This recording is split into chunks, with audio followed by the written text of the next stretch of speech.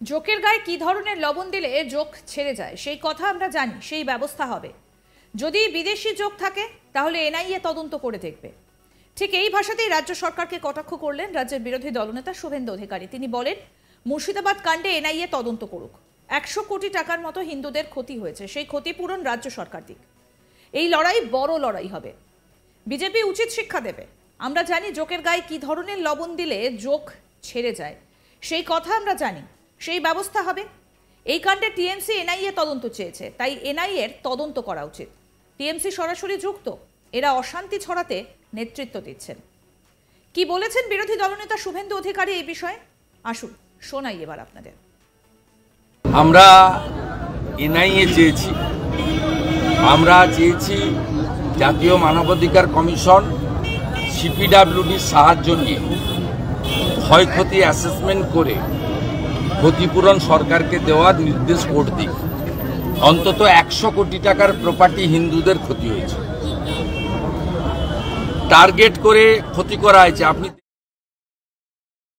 মেয়েকে বিয়ে দেওয়ার জন্য 1.5 লক্ষ টাকা জমিয়েছিল, সেটা নিয়ে পালিয়েছে ভিখারিগুলো, চোরগুলো। একজন 5 লক্ষ টাকা জমানো ছিল, নোটগুলো সব পুড়ে গেছে। কিভাবে লুট করেছে, আজকেই কলকাতা হাইকোর্টে 4 জন ভিকটিম পীড়িত তারা রিট ফাইল করেছেন। সব মিলিয়ে এ লড়াই বড় লড়াই হবে এবং এই লড়াইতে এদেরকে উচিত শিক্ষা আমরা দেব।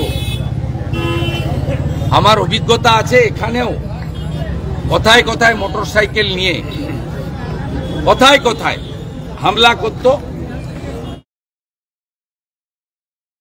নেওয়ার পরে 11 জন গুন্ডা 1.5 বছরের বেশি জেলে থেকেছিল, 1.5 বছরের বেশি এলাকার বাইরে ছিল এবং এদেরও বেল ক্যান্সেল করার জন্য সুপ্রিম কোর্টে আমরা দ্বারস্থ হচ্ছি। আমরা জানি যে জোকের গায়ে কি লবণ দিলে জোক তাড়াতাড়ি কুঁকড়ে যায়, সেটা আমার অভিজ্ঞতায় আছে, সে ব্যবস্থা হবে। আপনারাও এনআইএ চেয়েছেন, এছাড়াও একাধিক সংস্থা তরফে কলকাতা হাইকোর্টে দ্বারস্থ সবাই চাইছে। তো তৃণমূলও তো এনআইএ চাইছে, বলছে বাংলাদেশ থেকে লোক এসছে, তুরস্ক থেকে টাকা এসছে। কারণ যদি বিদেশি যোগ থাকে তাহলে তো এনআইএ ইনভেস্টিগেশন করবে, স্টেট পুলিশ তো করবে না। আর যে এফআইআর হয়েছে, এফআইআরে এখানে এসে লিফলেট বিক্রি করেছিল 2021-এ মানিক চিটিংবাজ বলে একটা, ওর নাম এফআইআরে আছে। জঙ্গিপুর তৃণমূলের ধুলিয়ান মিউনিসিপ্যালিটির চেয়ারম্যান এনজাজুল, তার ছবি আজকে আমি দিচ্ছি। তৃণমূল তো সরাসরি যুক্ত। এফআইআরে শামশেরগঞ্জের এমএলএ আমিরুল ইসলামের নাম আছে, এফআইআরে ধুলিয়ান টাউনের প্রেসিডেন্ট কাউন্সিলর মেহবুব আলমের নাম আছে। সরাসরি দাঙ্গায় যুক্ত মনিরুল ফারাক্কার এমএলএর দাদা কাউসার আলী, তৃণমূল করিয়েছে। সেটা তো মুখ্যমন্ত্রী আজকে নেতাজি ইন্ডোরে বলেছেন ওটা মালদা লোকসভার মধ্যে, দক্ষিণ মালদা, এবং ওটা কংগ্রেসের এলাকা, এই জন্য করেছে। আমি বললাম না, নন্দীগ্রামে আপনি 53টা বুথ আছে, খুলে দেখবেন 1% ভোট পাই না আমরা। লক্ষ্মীর ভান্ডারের লোভ, এর লোভ, তার লোভ করে হিন্দু ভোট ভাগ করে। একমাত্র তফসিলিদের বুথগুলো ভাঙতে পারেনি, 1 কাট্টা হয়ে আমাকে ভোট দেয় বা আমাদের ভোট দেয়। মমতা তো কাজ দিতে পারেনি। এই নন্দীগ্রামে 40,000 লোক বাইরে পরিযায়ী শ্রমিক, তার মধ্যে 25,000 মুসলমান, আর তারা ওখানে থাকে, ভোট সব এখানে মারে। গড়চক্রবেড়িয়া, ভূতামোড়, এইসব বুথগুলোতে, নাকচিরাচর, রাজারাম চকের 2টো বুথ, আপনার ওসমান চক, নীলপুর, মোহাম্মদপুর প্রাইমারি, মোহাম্মদপুর মক্তব, আপনার গোপগড় হাই মাদ্রাসা, সাতাঙ্গাবাড়ির 1টা বুথ, রানী চকের 1টা বুথ, কমলপুরের 1টা বুথ, সব দাঁড়িয়ে দাঁড়িয়ে এইখানে ভেটুরিয়াতে, এই কাছে 5 কিলোমিটার দূরে ভেটুরিয়া, আপনি বুথের রেজাল্ট দেখবেন 788, 787টা তৃণমূল। প্রসঙ্গত বলি, মমতা ব্যানার্জি মুর্শিদাবাদ ইস্যুতে প্রকাশ্যে অমিত শাহকে কটাক্ষ করলেন। নেপথ্যে রয়েছে একটা গোয়েন্দা রিপোর্ট। আসলে ওই রিপোর্টে উল্লেখ রয়েছে টিএমসির মদতে মুর্শিদাবাদের ঘটনা ঘটেছে, আর তাতেই বিস্তর আপত্তি মুখ্যমন্ত্রীর।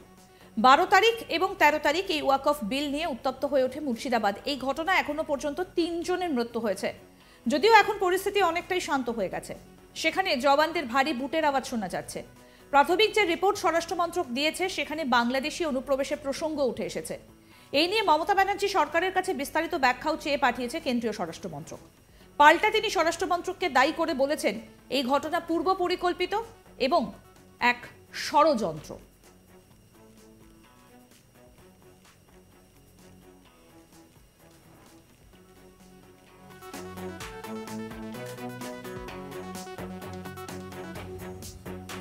জোকের গায়ে কি ধরনের লবণ দিলে জোক ছেড়ে যায় সেই কথা আমরা জানি, সেই ব্যবস্থাই হবে। যদি বিদেশি জোক থাকে তাহলে এনআইএ তদন্ত করে দেখবে। ঠিক এই ভাষাতেই রাজ্য সরকারকে কটাক্ষ করলেন রাজ্যের বিরোধী দলনেতা শুভেন্দু অধিকারী। তিনি বলেন, মুর্শিদাবাদ কাণ্ডে এনআইএ তদন্ত করুক। 100 কোটি টাকার মতো হিন্দুদের ক্ষতি হয়েছে, সেই ক্ষতিপূরণ রাজ্য সরকার দিক। এই লড়াই বড় লড়াই হবে, বিজেপি উচিত শিক্ষা দেবে।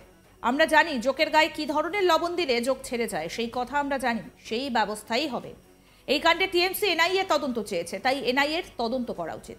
টিএমসি সরাসরি যুক্ত কি বলেছেন শুভেন্দু অধিকারী, আসুন আরেকবার শোনাই। আমরা এনআইএ চেয়েছি, আমরা চেয়েছি জাতীয় মানবাধিকার কমিশন সিপিডাব্লিউডির সাহায্য নিয়ে ক্ষয়ক্ষতি অ্যাসেসমেন্ট করে ক্ষতিপূরণ সরকারকে দেওয়ার নির্দেশ কোর্ট দিক। অন্তত 100 কোটি টাকার প্রপার্টি হিন্দুদের ক্ষতি হয়েছে, টার্গেট করে ক্ষতি করা হয়েছে। আপনি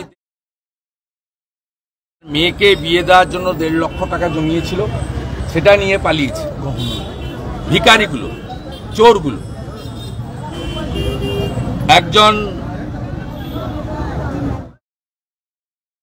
5 লক্ষ টাকা জমানো ছিল, নোটগুলো সব পুড়ে গেছে।